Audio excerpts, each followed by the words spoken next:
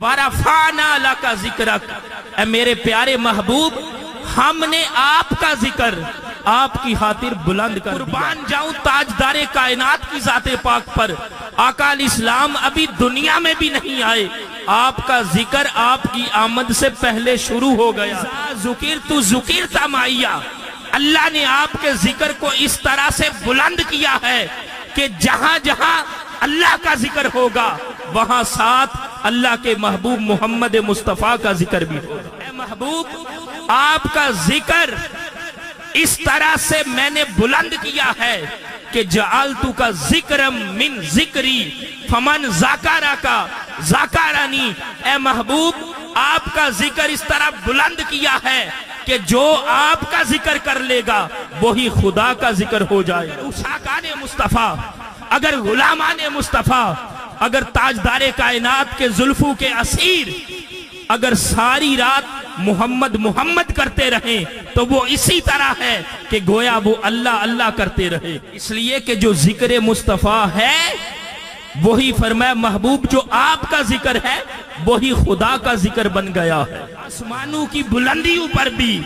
میرے اور آپ کے آقا مصطفیٰ کا ذکر ہے، زمین پہ ہم ذکر کرتے ہیں، آسمانوں پہ اللہ کے نوری فرشتے ذکر کرتے ہیں۔ کی حمد و ثنا اور آقا کریم صلی اللہ علیہ وسلم کی بارگاہ اقدس میں درود و سلام کا نذرانہ پیش کرنے کے بعد میرے واجب الاحترام بزرگوں، دوستوں، آج اللہ رب العزت کے خاص فضل اور اس کی توفیق خاص سے میں اور آپ آج میلاد مصطفیٰ عرس غوث الورا کانفرنس کے اندر تشریف فرما ہیں، تو مبارکباد کے مستحق ہیں میزبان محفل میری مراد حضرت علامہ عبدالستار چشتی صاحب، جنہوں نے اس عظیم الشان کانفرنس کا انعقاد کیا ہے، اور پھر جتنے بھی میرے مسلک اہل سنت و جماعت کے علماء کرام، سناہان مصطفیٰ اور دیگر حاضرین و سامعین، جو آیت مبارکہ میں نے آپ کے سامنے تلاوت کی ہے اس میں اللہ رب العزت نے یہ فرمایا ہے وَرَفَعْنَا لَكَ ذِكْرَكَ، اے میرے پیارے محبوب علیہ السلام ہم نے آپ کا ذکر آپ کی خاطر بلند کر دیا ہے۔ اب ذرا آیت مبارکہ دیکھیں اور اللہ رب العزت اپنے پیارے محبوب علیہ السلام کے ساتھ کس طرح کلام کر رہا ہے کہ وَرَفَعْنَا لَكَ ذِكْرَكَ، اے میرے پیارے محبوب ہم نے آپ کا ذکر آپ کی خاطر بلند کر دیا ہے۔ اب کس انداز کے ساتھ کیا ہے؟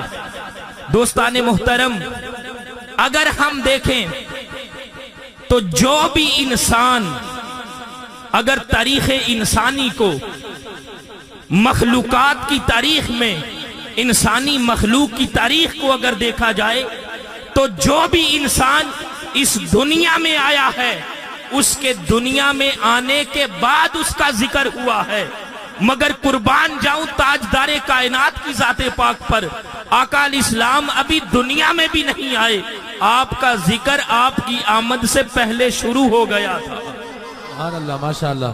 تو جو بھی دنیا میں آتا ہے دنیا میں آنے کے بعد اس کا ذکر ہوتا ہے، یعنی پہلے اس کی ذات ہے، ذات ہو تو وہ بعد میں مذکور اور موصوف بنتا ہے، اس کا ذکر اس کے دنیا میں آنے کے بعد ہوتا ہے، مگر حضور کی ذات ایسی ذات ہے کہ میرے آقا ابھی دنیا میں بھی نہیں آتے اور آپ کا تذکرہ اور ذکر خیر پہلے شروع ہو گیا، اس لیے فرمایا وَرَفَعْنَا لَكَ ذِكْرَكَ، اے محبوب ہم نے آپ کے ذکر کو آپ کی خاطر بلند کر دیا ہے۔ پھر دوستان محترم، جب یہ آیت مبارکہ نازل ہوئی تھی تو جبریل امین علیہ السلام عرض کرتے ہیں یا رسول اللہ علیہ وسلم اتدری کیف رفعت ذکرک، اے اللہ کے رسول صلی اللہ علیہ وسلم کیا آپ جانتے ہیں کہ آپ کے ذکر کو اللہ نے کس طرح بلند کیا ہے، کیسے بلند کیا ہے؟ فرمایا میرا رب بہتر جانتا ہے۔ جبریل امین عرض کرتے ہیں یا رسول اللہ علیہ وسلم اذا ذکرت ذکرت معی، اللہ نے آپ کے ذکر کو اس طرح سے بلند کیا ہے کہ جہاں جہاں اللہ کا ذکر ہوگا وہاں ساتھ اللہ کے محبوب محمد مصطفیٰ کا ذکر بھی ہوگا۔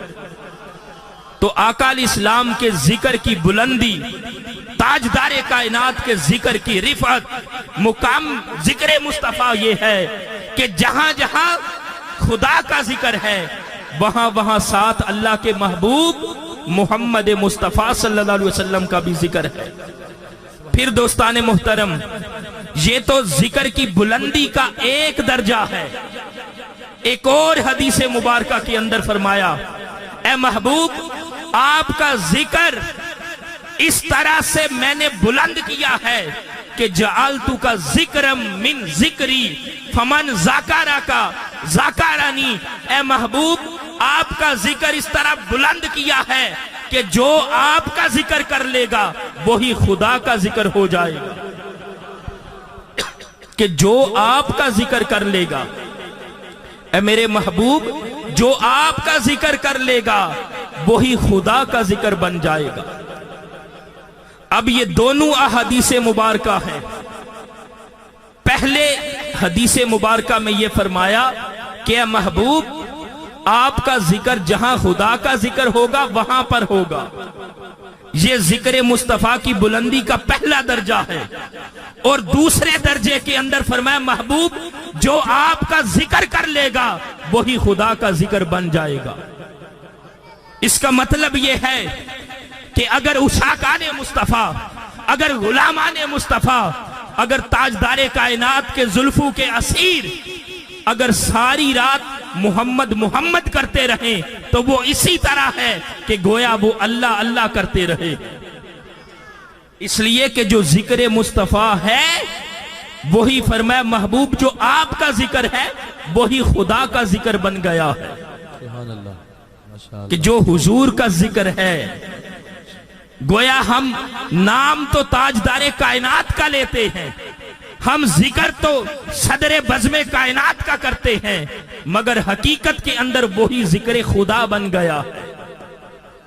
اس لیے لوگوں جب حضور کا ذکر کرتے ہو تو اس ایمان، اس یقین کے ساتھ کیا کرو کہ ذکر مصطفیٰ ہی حقیقت میں ذکر خدا ہے۔ پھر دوستان محترم، آقا علیہ السلام کے ذکر کی بلندی کیسی ہے کہ جس کا بھی ذکر ہو وہ زمین پر ہوتا ہے، مگر حضور کا ذکر کیسا ہے؟ آسمانوں کی بلندیوں پر بھی میرے اور آپ کے آقا مصطفیٰ کا ذکر ہے۔ زمین پہ ہم ذکر کرتے ہیں، آسمانوں پہ اللہ کے نوری فرشتے ذکر کرتے ہیں۔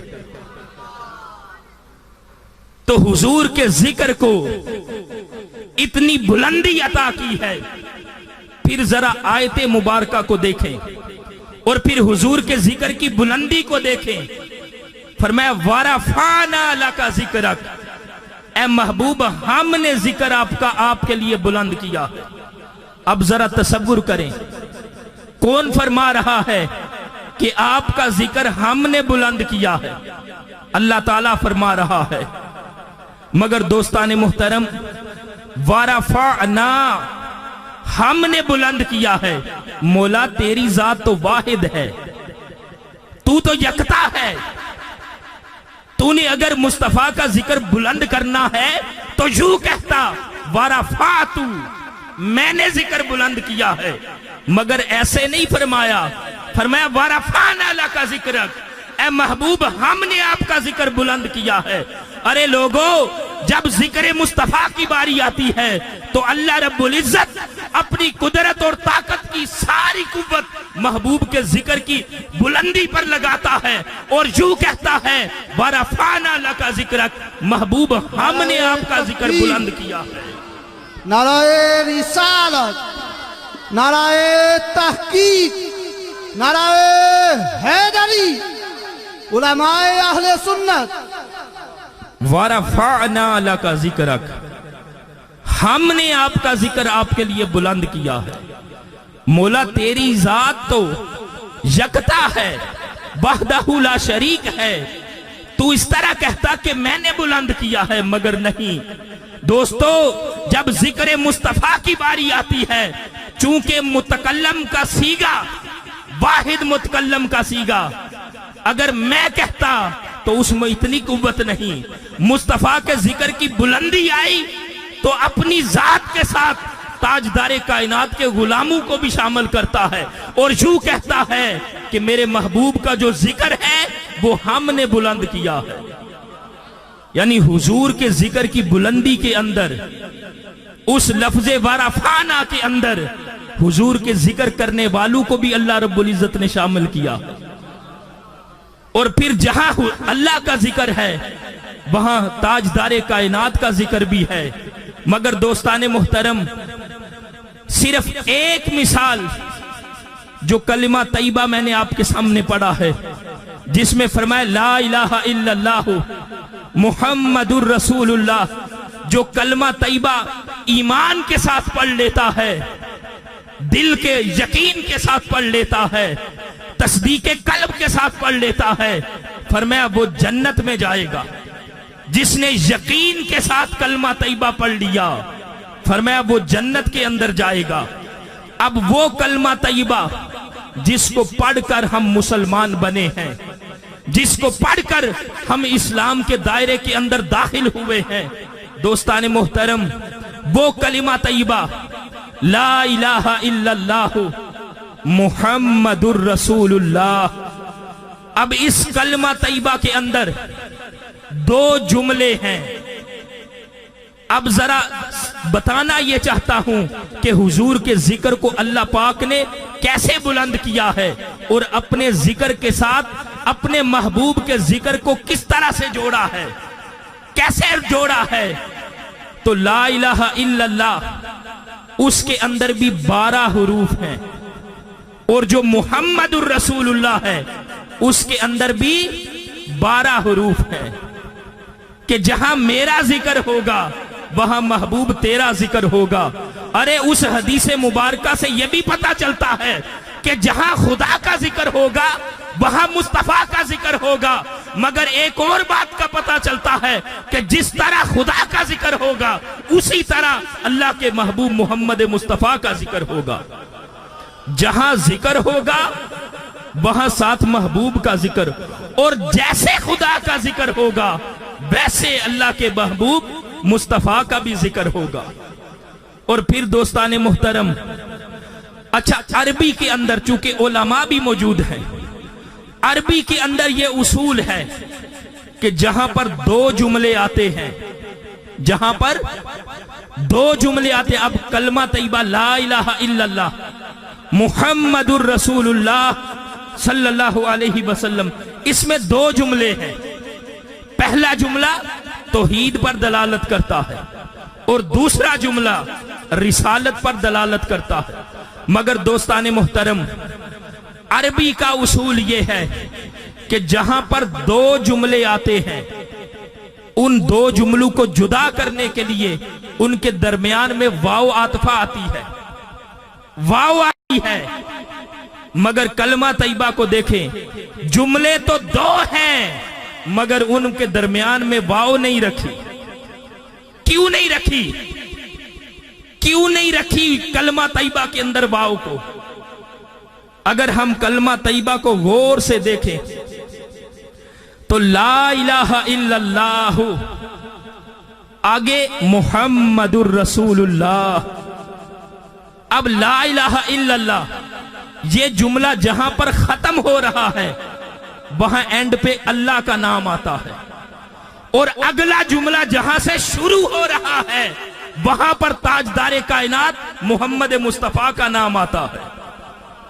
اب ذرا تصور تو کریں، کلمہ طیبہ کا تصور ذہن میں لائیں کہ لا الہ الا اللہ جہاں جملہ ختم ہوا وہاں اللہ کا نام ہے، دوسرا جملہ جہاں سے شروع ہوا ہے وہاں تاجدار کائنات محمد مصطفیٰ کا نام ہے، اس لیے کہ اللہ رب العزت نے جب محبوب کا نام اپنے نام کے ساتھ آیا ہے تو عربی کا اصول یہ ہے کہ درمیان میں واو آتی ہے، مگر جب محبوب کا نام آیا ہے تو وہاں سے کلمہ طیبہ سے واو کو نکال دیا ہے، اس لیے کہ جہاں پر اللہ کا نام آ رہا ہے وہاں ساتھ اس کے محبوب محمد مصطفیٰ صلی اللہ علیہ وسلم کا نام آ رہا۔ پھر دوستان محترم، کلمہ طیبہ اگر ہم لوگ اپنی اس دنیا کی زندگی میں سرخرو ہونا چاہتے ہیں اور اپنے آپ کو کامیاب اور کامران کرنا چاہتے ہیں تو اسی کلمہ طیبہ کے اندر سب کچھ بیان کر دیا گیا ہے۔ آقا علیہ السلام کی جو مہر نبوت ہے، مہر نبوت، اس میں کیا جملہ لکھا ہوا ہے؟ محمد الرسول اللہ۔ کیا جملہ لکھا ہوا ہے؟ سارے حضرات بولیے ذرا، محمد الرسول اللہ صلی اللہ علیہ وسلم۔ اب کلمہ طیبہ کے اندر جو رسالت والا جملہ ہے وہی مہر نبوت میں ہے۔ اب دوستان محترم، دنیا کے اندر جو بھی لکھائی ہے، جو بھی رائٹنگ ہے، رائٹنگ کا اصول یہ ہے کہ وہ یا تو دائیں سے بائیں لکھتے ہیں، اردو ہے دائیں سے بائیں لکھتے ہیں، عربی ہے دائیں سے بائیں لکھتے ہیں، انگلش ہے وہ بائیں سے دائیں لکھتے ہیں، یعنی دنیا کی جو بھی زبان ہے یا دائیں سے بائیں ہے یا بائیں سے دائیں ہے، مگر حضور تاجدار کائنات صلی اللہ علیہ وسلم کی جو مہر نبوت ہے اس میں لکھائی دائیں اور بائیں نہیں بلکہ نیچے سے اوپر کی جانب ہے۔ سبحان اللہ، سبحان اللہ۔ اس میں کیا راز ہے، اس میں کیا حکمت ہے؟ جو آقا علیہ السلام کی مہر نبوت ہے ذرا اس کو اپنے تصور میں لائیے۔ اس مہر نبوت کے اندر یہ اتفاقیہ بات نہیں کہ ایسی مہر نبوت ہونی تھی، نہیں، اس مہر نبوت کے اندر امت مسلمہ کے لیے اور تاجدار کائنات کے عاشقوں کے لیے ایک پیغام ہے۔ وہ پیغام کیا ہے؟ اس مہر نبوت میں سب سے جو نیچے نام ہے وہ محمد صلی اللہ علیہ وسلم۔ مہر نبوت میں جو سب سے نیچے نام ہے وہ آقا کریم صلی اللہ علیہ وسلم کا ہے، اور پھر دوسرے نمبر پر جو نام ہے وہ رسول ہے، اور پھر جو سب سے اوپر نام ہے وہ لفظ اللہ ہے۔ اب یہ مہر نبوت کی رائٹنگ ہے، یہ لکھائی ہے نیچے سے اوپر کی جانب۔ اب اس میں پیغام کیا ہے؟ اس میں پیغام یہ ہے کہ لوگوں، جو بھی اس دنیا میں آیا ہے ان سب کی منزل توحید ہے، خدا کی ذات تک پہنچنا ہے۔ اگر خدا کی ذات تک پہنچنا ہے تو جو سب سے نیچے نام محمد لکھا ہے، اے امت مسلمہ، تمہارا کام فقط یہ ہے کہ اپنے آپ کو محمد کے قدموں تک لے آؤ، اپنے آپ کو دہلیز مصطفیٰ تک لے آؤ، اپنے آپ کو تاجدار کائنات کی بارگاہ تک لے آؤ۔ آگے وہ محبوب محمد مصطفیٰ صلی اللہ علیہ وسلم، وہ جو اوپر رسول لکھا ہے وہ رسالت کی ساری تعلیمات ہیں، وہ سارے شریعت مطہرہ کے احکامات ہیں جو رسول لے کے آتا ہے۔ ارے لوگوں، اگر تم تاجدار کائنات محمد مصطفیٰ صلی اللہ علیہ وسلم کے قدموں سے جب لپٹ جاؤ گے، دل و جان سے بڑھ کر جب حضور کے ساتھ محبت اور پیار کرو گے، ان کی نموز پر کٹ مرنے والے عاشق بنو گے، جب ان کے ساتھ قلبی تعلق بن جائے گا، پھر وہ محبوب تمہیں رسالت کی تعلیمات میں سے گزاریں گے، اور جب تم رسالت کی تعلیمات میں سے گزر جاؤ گے، جو اوپر اللہ لکھا ہے اور جو ہماری زندگی کا مقصد ہے حقیقت میں خدا کی معرفت، وہ خدا کی ذات تک ہماری رسائی ممکن بن جائے گی۔ سبحان اللہ۔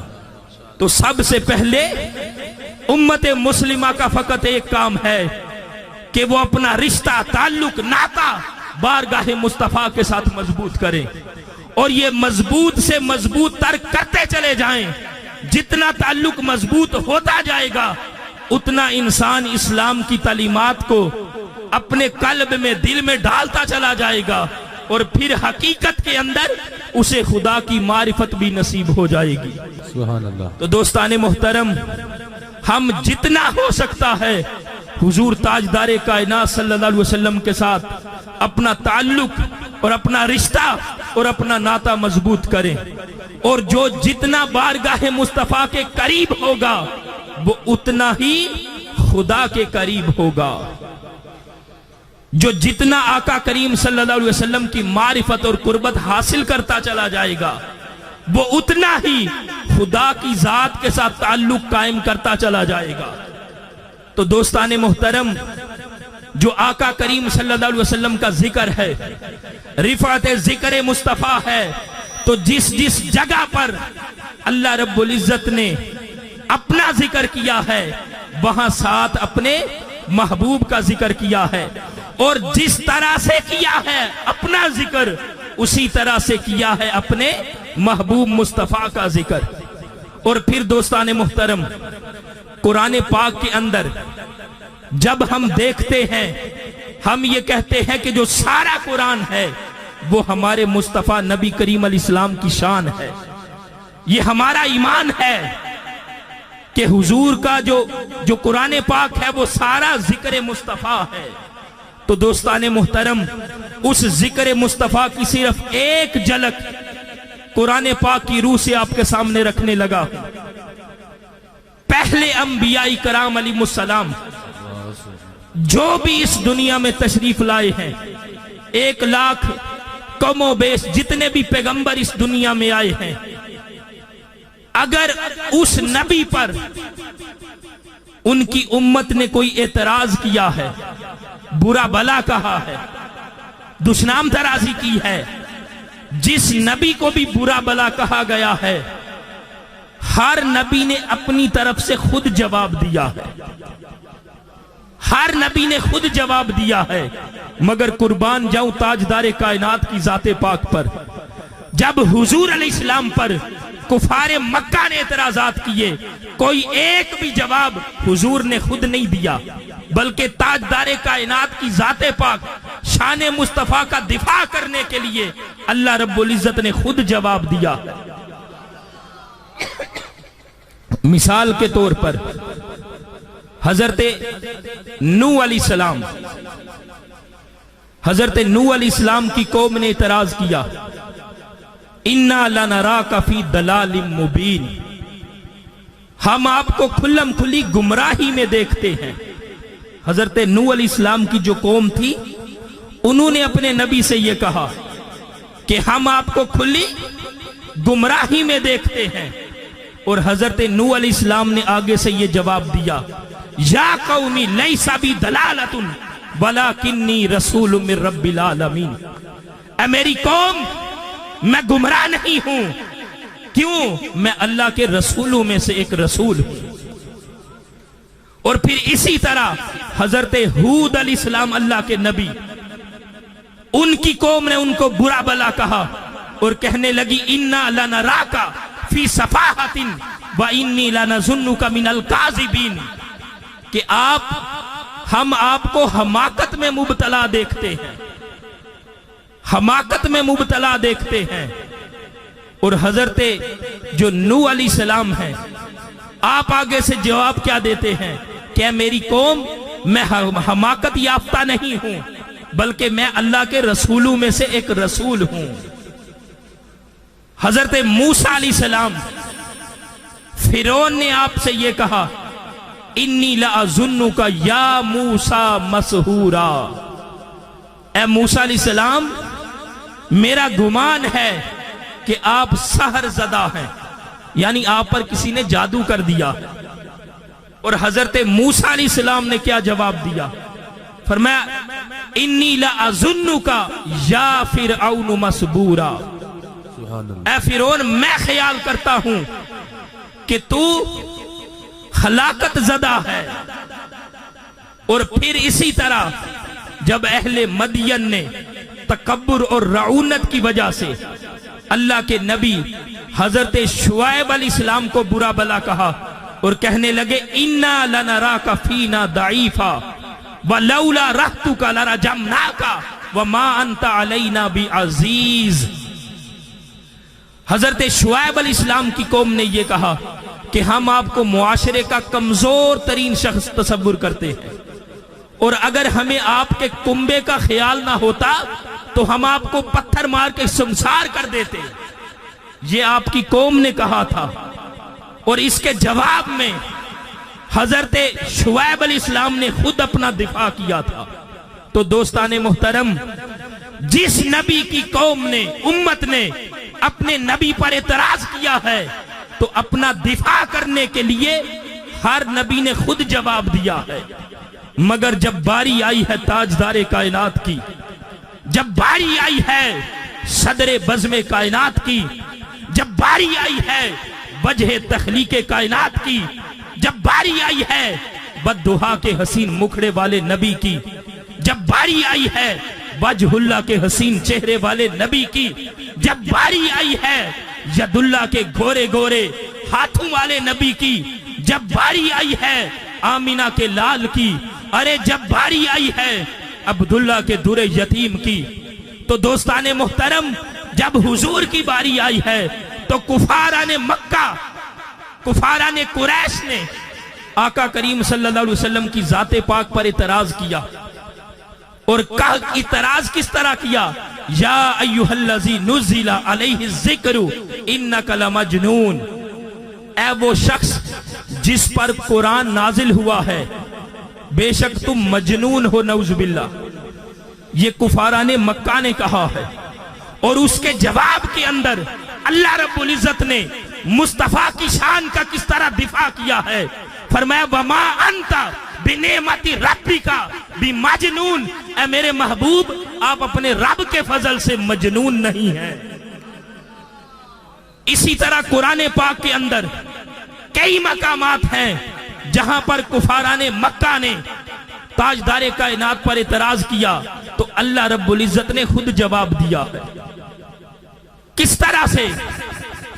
جب کفاران مکہ کو آقا کریم صلی اللہ علیہ وسلم نے دعوت دی کہ جھوٹے خداؤں کو چھوڑ دو، ایک وحدہ لا شریک کے سامنے اپنی جبینوں کو جھکانا شروع کر دو، اِنَّا لَتَارِكُ آلِهَتِنَا لِشَاعِرٍ مَجْنُونَ۔ کفاران قریش نے یہ کہا کہ ہم اس کے کہنے پر بتوں کی پوجا چھوڑ دے جو مجنون ہے، جو شاعر ہے، نعوذ باللہ، جو شاعر ہے، نعوذ باللہ، ہم ان کے کہنے پر بتوں کی پوجا چھوڑ دے۔ جب کفاران مکہ نے یہ اعتراض کیا تو اللہ رب العزت نے شان مصطفیٰ کا کس طرح دفاع کیا۔ فرمایا بل جاء بالحق وصدق المرسلین، یہ محبوب تو وہ محبوب ہے جو حق لے کے آیا ہے اور تمام رسولوں کی میرا محبوب تصدیق کرنے والا ہے۔ پھر فرمایا وَمَا عَلَّمْنَاهُ الشِّعْرَ وَمَا يَنبَغِي لَهُ، ہم نے اپنے محبوب کو شعر نہیں سکھائے۔ وَمَا يَنبَغِي لَهُ، ارے لوگو یہ تو میرے محبوب کی شان ہی نہیں ہے، یہ ان کی شیان شان نہیں ہے، تم کفاران مکہ یہ کہتے ہو کہ یہ شاعر ہے؟ فرمایا میرے محبوب کی یہ شان نہیں ہے۔ پھر دوستان محترم کفاران مکہ نے، قریش مکہ نے اللہ کے محبوب علیہ السلام کے بارے میں یہ کہا کہ لست مرسلا، آپ تو رسول نہیں ہیں، یہ کفاران مکہ نے کہا ہے۔ اب پہلے انبیاء پر جب اعتراض ہوا وہ خود جواب دیتے رہے، مگر جب تاجدار کائنات کی باری آئی ہے تو آپ کا دفاع آپ کا خدا کر رہا ہے، آپ کی ناموس کی حفاظت، آپ کی شان کی حفاظت، آپ کی عظمت کی حفاظت اللہ رب العزت خود کر رہا ہے۔ جب کفاران مکہ نے کہا لست مرسلا، آپ رسول نہیں ہیں، اللہ رب العزت نے فرمایا یاسین والقرآن الحکیم انک لمن المرسلین، اے میرے پیارے محبوب علیہ السلام، اے سردار دو عالم، اے شہنشاہ کل عالم، مجھے اس قرآن کی قسم ہے بے شک آپ اللہ کے رسولوں میں سے ایک رسول۔ پھر کفاران مکہ نے یہ کہا، طرح طرح کے اعتراضات کرتے رہے، ابعث اللہ بشر الرسول، ایک انسان کو رسول بنا کے کیوں بھیج دیا ہے؟ کفاران مکہ نے یہ کہا، یہ ساری میں قرآن کی آیتیں کوٹ کر رہا ہوں۔ کفاران مکہ نے جب یہ کہا کہ ایک بشر کو، ایک انسان کو رسول بنا کے بھیج دیا ہے، اس کے جواب میں اللہ رب العزت نے فرمایا، قُلْ لَوْ كَانَ فِي الْأَرْضِ مَلَائِكَةٌ يَمْشُونَ مُطْمَئِنِّينَ لَنَزَّلْنَا عَلَيْهِم مِّنَ السَّمَاءِ مَلَكًا رَّسُولًا، کہ اگر اس زمین کے اوپر فرشتے چلتے پھرتے ہوتے تو پھر جو رسول ہے وہ بھی فرشتوں کی صورت میں آتا، چونکہ انسان ہیں تو انسانوں میں سے ایک رسول بھیجا گیا۔ پھر دوستان محترم، جب طرح طرح کے اعتراضات کیے، آقا کریم صلی اللہ علیہ وسلم ایک مرتبہ مسجد حرام سے باہر نکل رہے تھے۔ آس بن وائل اس نے آقا کریم صلی اللہ علیہ وسلم کی بے ادبی کی۔ جب آقا علیہ السلام کے شہزادے کا انتقال وصال ہوا ہے، اس نے کہا ان شانیہ، یہ کسی نے پوچھا کہ کس سے باتیں کر رہے ہو، کیا وجہ ہے؟ آس بن وائل نے بے ادبی کی کہ میں اس سے باتیں کر رہا ہوں، ان سے مخاطب تھا جو کہ ابتر ہیں۔